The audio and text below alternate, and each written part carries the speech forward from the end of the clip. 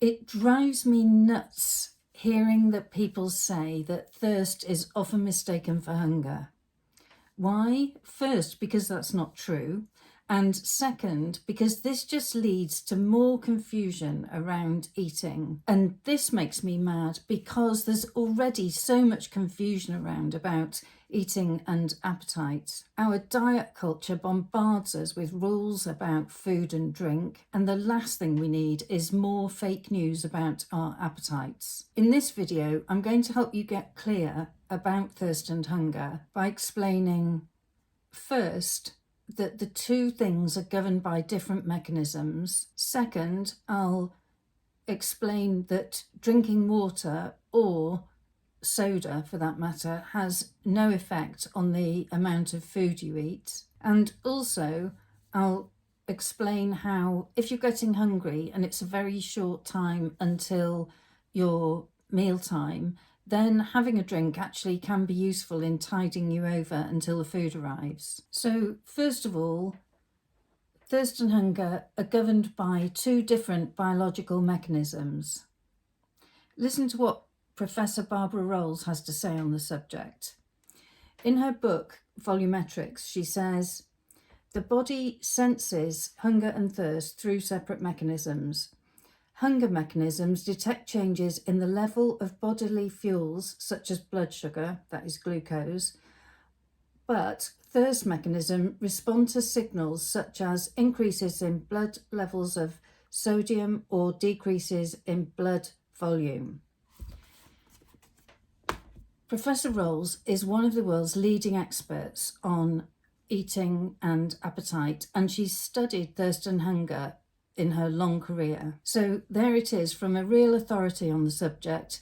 They're not the same. They're governed by two different biological systems in the body. Linked with this is the point that drinking water or soda, fizzy drinks, has no effect on the amount that you actually eat at meals. Our bodies respond to watery drinks, including sugary drinks, primarily as thirst-quenching liquids. So we don't regulate their calories as efficiently as we do with food. Drinking sugary drinks increases the amount of calories that you take in overall because you don't compensate for that whilst you're eating. Your body is registering the sugary drinks as drinks rather than food. So the drinks aren't causing you to eat less of other foods. If you are regularly drinking sugary drinks, one thing that will help you to lose weight is to swap those drinks if you can for water. The third point is that although the systems are different,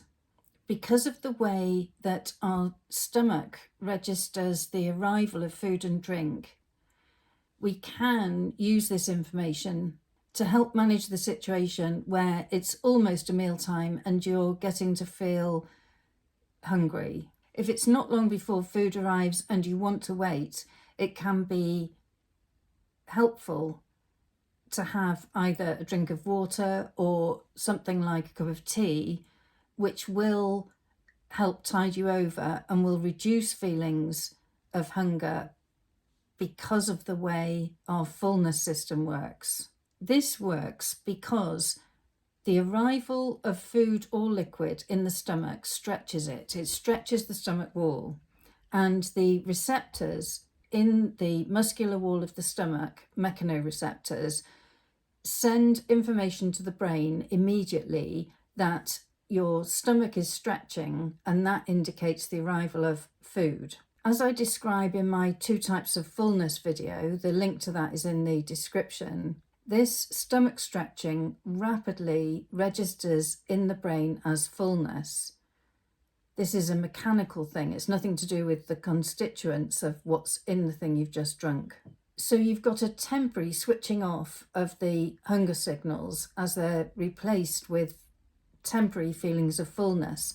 But this will only be very short-lived because water and other watery drinks pass through your stomach too quickly to affect satiety. This idea of having a drink just to tide you over in this way can be much more helpful than having a snack, because if you have a snack, if you actually eat some food shortly before you eat, then you're not going to be hungry by your mealtime. So in conclusion, First, ignore anyone who tells you that if you think you're hungry, you might be mistaking this for actually being thirsty. Second, be very wary of sugary drinks because they will add to your overall intake of energy or calories without satisfying your appetite. And third, if it's only a very short time to your next meal and you're feeling hungry and that's making you feel uncomfortable, you could have a glass of water or a cup of tea that will temporarily reduce those feelings of hunger,